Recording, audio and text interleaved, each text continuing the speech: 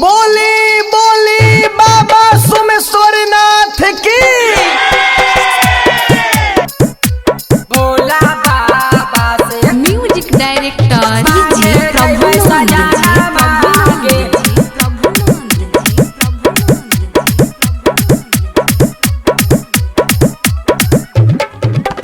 हमू देवा घर जइबै गे मैया यही लैसवानामा।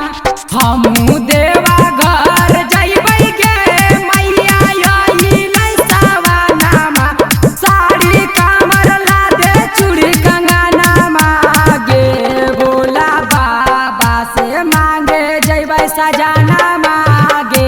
भोला बाबा से मांगे जइबै सजाना मांगे। भोला बाबा से बोलो बोलो बाबा म्यूजिक डायरेक्टर प्रभुनंद जी।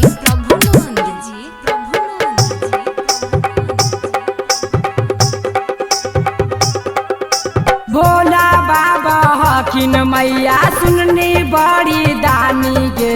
जल ढारे जइबै मैया बतियाले मानी गे। बतियाले मानी गे। भोला बाबा हकिन मैया सुननी बड़ी दानी गे। जल ढारे जइबै मैया बतियाले मानी गे। उना के कृपा से होदै गवाना मांगे। भोला बाबा से मांगे जइबै सजाना मांगे। भोला बाबा से मांगे जइबै सजाना मांगे।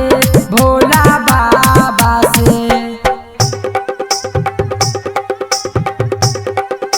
म्यूजिक डायरेक्टर बोला बोला बाबा भोलेनाथ की।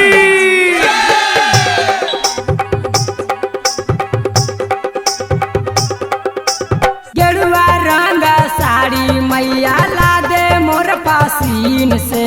देवा घर के टिकट मंगवा राहुल साचीन से।